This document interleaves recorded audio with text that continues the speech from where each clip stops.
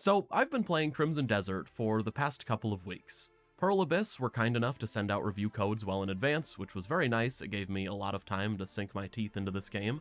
And today, well, I want to be very honest with you, maybe honest against my own best interest, and let you guys know what Crimson Desert really is.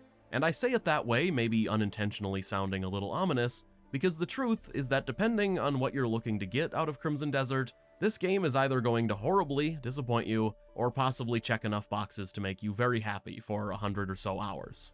And I'm going to be upfront here, I feel very nervous making this video. I know the hype train for this game is off the charts, and I feel like I have every incentive in the world to jump on that and shower this game with praise, telling you it's everything people want it to be and more, but, well, what I'll say is that the title of this video is very accurate.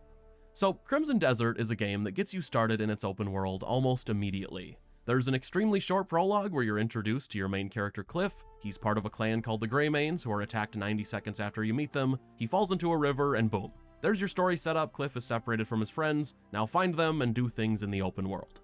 And I want to immediately talk about the open world, because for me, the single most important thing an open world needs to nail is having an interesting world, a world that feels alive. And in saying that, one thing I need to get out of the way immediately and just tell you it like it is that in Crimson Desert, you are not able to meaningfully speak to any NPC that isn't the current objective of an active quest. You can get generic quotes, of course, you can buy and sell things to merchants, plus certain NPCs with white dots on the minimap can blurt out glossary information and similar, like they'll say something like, "I love turkeys," and then you'll have the glossary entry for turkeys unlocked, or maybe you'll get a recipe, but that's about it. No conversations to be had, and with very few exceptions, very, very few, NPCs that aren't merchants or part of a minigame or current quest objective are just set decoration in Crimson Desert. And because of the way this game gives you quests, well, you really can't have a conversation with hardly anyone once you're cut loose in this world. And I say that because Crimson Desert really isn't anything like Witcher 3, or Red Dead Redemption 2, or Kingdom Come Deliverance. You can't just immediately go out exploring in the world to find tons of world events and side quests in random villages from people who need your help. No, that's not really how this works. Instead, Crimson Desert gives you one main quest objective at a time, its main story is completely linear, and it also slowly dishes out side quests as you complete others, or in some cases as you progress the main story. What this means in practice, though, is that in Crimson Desert, if you want to talk to an NPC, you're more than likely pulling up your map or your quest log, and then tracking a quest you've received in your menu to specifically find one of the handful of NPCs you can actually speak with. That's how a lot of side quests are given to you, by the way. When available, they'll just appear in your journal out of nowhere, and you'll be directed to go to some place on your map to speak to some NPC. With all that said, though, even though the NPC situation isn't exactly ideal, are the quests themselves any good once you're actually doing them? How about the combat, or the exploration beyond story-related stuff? Well, it's all complicated, but I'm going to continue to be very straightforward in this review because I just don't want to sugarcoat where this game falls short. So let me wrap up the story talk before we get into combat and exploration, because I know for a lot of you that is the selling point, that's the reason you're interested, the combat and the exploration. So main quest-wise, without spoiling anything significant, which is easy, what I'll say is that Crimson Desert barely has a main story most of the time. You know, a couple of weeks ago, I was lucky enough to attend an early gameplay event for Crimson Desert, right before they sent me the review code, actually. And I left that event after 6 hours of Crimson Desert thinking, wow, the beginning of this game's main story didn't even feel like a main quest, and that outside of a couple scenes, it felt more like completely unconnected side quests stitched together and called the main story for some reason. I mean, the first thing you're told to do when you reach the game's opening city is to arm wrestle a random guy. And once that's over, your quest objective updates telling you to go outside and give a coin to a beggar. Why? Who knows? The game doesn't tell you, but give the beggar marked on your map a coin, and your quest objective will update again, telling you to go investigate a sewer. Again, no indication as to why you'd be doing that, but go down there, and there's a woman you can untie. Do that, and your quest objective updates once more, telling you to help the distressed villagers, who end up being a couple on the other side of town who need their chimney cleaned. That is how this game communicates its main quest to you in its opening hours, and during the preview event, the disconnected side quests feeling like the main story thing lasted right up until our time with the game was over. So I left the event thinking, okay, that has to end at some point, right? I mean, the main story can't be find the missing cows, then find the missing lamb, then find the missing horn forever, right? And, well, the truth is that Crimson Desert's main story is full to the brim of story content that has absolutely nothing to do with anything. Quests that don't move the story forward in any way, shape, or form, yet are part of it for some reason, and quests that would have fit right in as side content. I'll put it this way, you could easily play Crimson Desert for 40 plus hours, doing enough side content to stay leveled up for the main quest, and after those 40 hours, if you wanted to be rude and spoil a friend as to what happened in the main story, at least up until that point, well, you really couldn't do much damage because very little happens. I mean, as I'm writing this, I'm looking through my quest log, trying to fact check myself, and other than the prologue and the small amount of Cliff reuniting his clan content that's actually main quest before it splinters off into side content, other than that, the first 5 chapters of the main story's 12 are just a bunch of disconnected side stories put side by side, often with no rhyme or reason. Some of it is good on its own, but as a story, as an ongoing story, again, Crimson Desert barely feels like it has one most of the time. I mean, for many hours, the only singular plot hook you have once the Greymanes are back together is that they sorta kinda want revenge on the guy who attacked them in the prologue, the guy that has about 60 seconds of screen time and who your main characters hardly ever bring up. They honestly don't seem that concerned, even if that is the driving force of the plot. And if you're about to say you don't really care if the story is good in a game like this, that Crimson Desert for you is more about exploring the huge world and fighting bosses, I get that, and that area of the game is where I did manage to find some fun in Crimson Desert.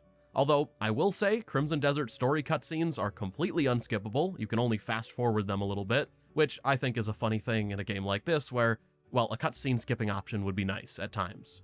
Really though, the main plot is just kinda there to move you along. It slows you down and forces you to do a lot of side content, because if you stitch together just the main quest of this game, it would be a very short game, which brings me back to the side content, and not just side quests this time, but all of the exploration and resource gathering, and quite frankly grinding you're gonna need to do to beat Crimson Desert's main story, and to beat certain late game bosses. That's the thing, Crimson Desert, for all of the ways that people want this game to be the most freedom of play experience ever, the do whatever you want whenever you want game. Well, I would argue that this game really isn't that, especially early to mid-game, because Crimson Desert's main quest is full of stat checks, aka bosses that are meant to send you back into its open world so you can grind out upgrades before coming back. And this isn't just coming from me, by the way, there was a creator Discord for all of us that were playing the game early, and one of the main Pearl Abyss guys said exactly that about one of the early game bosses, a monkey named Kirish that has been shown in trailers, so I don't see the harm in showing him. But they said, hey, this guy is meant to be a stat check, so if you don't have your armor and weapons at level 5 or 6, you're gonna have a rough time. Now, when I got to this boss, I did have my armor and weapons at level 5, so I just barely beat him on my second try, but my stats being that level was just a perfect coincidence, because before starting the quest that directly led to that fight, I had spent about 15 unbroken hours completing side content and grinding out different materials to upgrade my armor and weapons. For 15 hours, I just wanted to get my equipment leveled, and it kind of became an addiction just exploring the world resource gathering. So after those hours, I figured I'd return to the main quest and absolutely wipe the floor with every boss the game threw at me for at least a few chapters. Which, needless to say, didn't exactly happen. Instead, I was about where I needed to be in terms of upgrades. But anyway, I went and searched this Kirish boss up in the Discord because I was curious. What would have happened if I hadn't done all of that grinding? I was positive a bunch of creators in the Discord wouldn't have done what I did grinding-wise, and it was just a coincidence where I stopped the main quest in my case and resumed it after the grinding, so I had an okay time. Sure enough though, the chat was full of this boss's name and people talking about what a difficulty spike he was for them, or how they couldn't even come close to beating him, which is what led to that Pearl Abyss comment in the Discord. And I will say, this isn't a complaint necessarily, I am just telling you, Crimson Desert, especially in the first 30 or so hours of the game when you're mostly limited to the starting area, because if you go too far east or north, the game is going to stop you. But in those first few dozen hours, in a lot of ways, you really do need to play by this game's rules. The main quest is gonna stop you in your tracks if you don't grind out upgrades, and the side content you'll be pushed to do is very limited early on. So there will be times where you really only have a few choices as to what side quest you're gonna tackle next. And it needs to be said, the side content in Crimson Desert, well, it's not really optional. I mean, everything individually is optional, but you're gonna need to do a large amount of side content in general, and the side quests in Crimson Desert are, Well, it's common knowledge that this game started out as an MMO, and with many of the side quests, you can tell. Two of the first side quest categories you'll run into in Crimson Desert are commissions and bounties. Commissions are fetch quests that you pick up from bulletin boards. You then talk to the merchant marked on your map, they'll tell you they need something, you travel a long distance to get it, and then you return to them or maybe one of their assistants for a quick line or two of dialogue and quest completion. These quests reward you with extra inventory slots, which, I will tell you, this is important, you're gonna need. You can't ignore all the fetch quests because Crimson Desert doesn't have a chest for you to store things. Which, this is one of the strangest Crimson Desert issues because you are required to resource gather so many different materials for upgrades and for healing, plus just quest items that you need to hold on to for a very long time that sit in your inventory, yet you can only store what you pick up directly on your character. It's super strange, and what's even more bizarre is that very early on in this game, you'll unlock a camp for your clan where there's a chest you can use.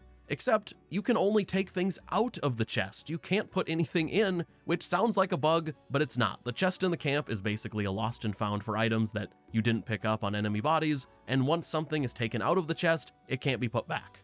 Really, what I think most reviews will agree on is that inventory management in this game is a mess, and that a simple storage chest would fix most of those problems. Anyway, the other early side quest type I mentioned are bounties, and these are pretty self-explanatory. You pick up a poster, a criminal's location gets marked on your map, then you go tackle that criminal and bring them to the jail where you'll get the same exact cutscene every single time. Same dialogue, literally word for word, without fail. They'll even say they're running out of space at the rate you're bringing them in when it's the first criminal you're bringing to them. I will say, at a certain point, I just started ignoring the bounties because I did like 10, which were all exactly the same, the only difference being how far I had to travel to get the criminal, and the bounties are only good for money anyway, which becomes much easier to make as you get a little further into the game. I also should mention, by the way, before talking about other types of side content, the kind that you just kind of randomly get in your menu, that most of the side quests in Crimson Desert are not even voiced by the main character. The person you're speaking to will talk, and they'll reply like your character said something to them, but there isn't actual dialogue from your character. I assume this is because a bit later in the game you can switch to two other characters and you can do side but not main content with them, so Pearl Abyss just didn't record dialogue to fit each character in each side quest, which also partially explains why you can't talk to anyone in this game. They weren't going to record 3 sets of dialogue, even though Cliff is pretty chatty whenever you're doing anything related to the main quest. Anyway though, at this point you're probably asking yourself, what in Crimson Desert led to the title of this video for me? With all of Crimson Desert's shortcomings, why did I find myself enjoying certain stretches of this game? And why did I mention being sort of addicted to exploring the world and gathering resources? Well, the answer is pretty simple, straightforward. Crimson Desert is a beautiful game with an amazing soundtrack, pretty fun combat, and a few side quest chains that I really did enjoy well enough. So, even though the main story is borderline nonsense, and even though many of the side quests are just complete time wasters, absolute nothings of quests, the open world is still pretty enjoyable to explore if you're cool with what I would call a podcast game most of the time. A game where you can easily just turn your brain off for long stretches, mining resources, clearing out bandit camps, hunting animals for food, because you're going to need a lot of healing in this game, and then sometimes running into puzzles to solve and bosses to fight. Although, I will say, you're not going to be just finding random bosses in the wild very often. They tend to be tied to the other big categories of side quests, the faction-specific ones. So, for a few examples of those, a high-ranking noble house will have a series of tasks for Cliff, or a witch will need something from him, or at a certain point there are a ton of quests related to Cliff's Greymane camp and improving it and finding more Greymanes. Those tend to have a bit of story, and I actually quite liked the Greymane stuff because it let me get to know Cliff's friends a little bit, but usually the non-Greymane stuff, all the other ones I mentioned, end up being something like a faction having problems with bandits, so you need to go clear out a bunch of camps before fighting a boss for them. And I mean, you know what clearing a bandit camp is like, although I will say in Crimson Desert, it gets pretty excessive. One of the earliest bandit camps you'll be asked to clear requires 178 kills to complete, and all of those are just normal, standard enemies that you're killing over and over and over again as they respawn and run in. It's not hard, it just takes forever, and I couldn't believe it the first time it happened, and there are many just like it, so many standard bandits. Now, the side quest bosses themselves, they can sometimes be very cool, main quest quality, or sometimes they're just a floating shape in the sky that's the lamest thing you've ever fought. I mean, just look at the fight you're seeing on screen right now, and I will tell you, that fight isn't the only one like it. But really, at the end of the day, the best way I can sum Crimson Desert up is that it really was sitting right on the edge of enjoyment for me. On one hand, the world is incredibly beautiful, the music is wonderful, the game runs so well, at least on PC, and I found combat against bosses to be consistently fun with a few exceptions. But at the same time, I felt like this huge, beautiful world was constantly feeding me and being wasted on barely passable quests, barely passable content. The truth is, the vast majority of the time you're playing Crimson Desert, you aren't going to be fighting an awesome boss. You're going to be completing fetch quests, you're going to be killing endless bandits because the entire first area of Crimson Desert has almost no enemy variety. You're going to be mining ore and chopping down trees, or solving a simple puzzle that will give you a skill point as a reward every single time. Or you're going to get excited because the game seems to be giving you a unique side quest where you have to do an investigation, only for it to be the most bootleg, messed up investigation you've ever seen, and quite frankly, one of the worst quests I've ever completed. It was kind of funny scrubbing through my footage for this video and realizing that at about the 40-hour mark, I had only fought 8 bosses. One of which was a tutorial night guy, and 2 of which were floating shapes and floating clouds. The rest of my time with the combat up until that point was spent fighting generic bandits, or if I was lucky every now and then, a fat bandit for variety, or a goblin bandit that fights exactly the same way human ones do. Now, I will say Crimson Desert does pick up speed in the boss category eventually, and especially once I felt like I'd armored myself up enough to not just get 1 or 2 shot in the story, but still, I think it's worth noting that this game really does eat up a lot of your time on content that has nothing to it. Content where you are doing the same exact thing or a slight variation of it over and over and over again. You know, a few weeks ago, I gotta bring this up, there was an early preview posted about Crimson Desert that I saw, and it was awkwardly translated from Korean to English. And because of that, one of the quotes from the translated preview said that Crimson Desert was a game for content lovers. And at the time, I thought that was funny. Content lovers. Do any of you fellow gamers love content?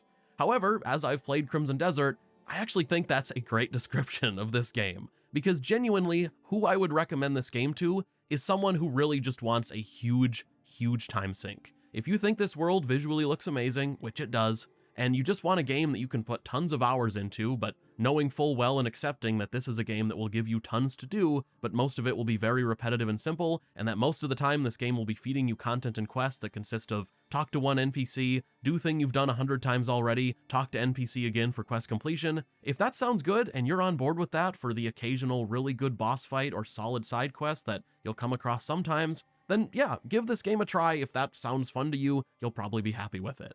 The thing is, I'm not a hater of Crimson Desert. I was looking forward to this game all year, but I just want to properly represent what this game is in reality. This is not the next leap forward for detailed open worlds. It's a huge, pretty world that gives you a ton of time sink level content that is often much closer to a Ubisoft game than it is a Witcher 3 or a Red Dead 2. Like, Red Dead 2 comparisons are crazy with this game. No.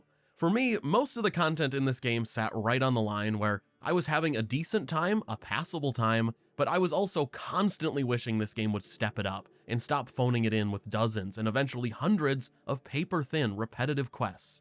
Outside of combat and the visuals, this is definitely a quantity game, and for me, that's generally not what I'm looking for. I would much rather play a 30-hour game that's given me quality all the time than a game 3 times longer that's stringing me along with barely passable nothing content while it very slowly rations out the cool stuff over close to 100 hours. Which, hey, if I wanted to, I could just pull all of the cool stuff out of my time with the game and make this game look just like the trailers, but I feel like that would be a little misleading, honestly. It wouldn't be very representative of what most of this game is. Anyway, this video is just my opinion. I think a lot of people are gonna like Crimson Desert just fine, and I know some of you will probably be mad at me for not loving it, but I just wanted to be honest as far as what I experienced.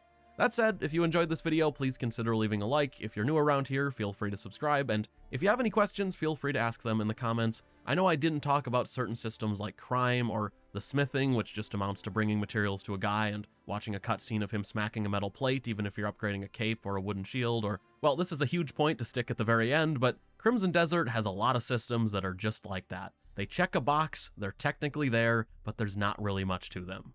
But any questions, feel free to ask down below. Thank you all for watching, and that's all. See ya.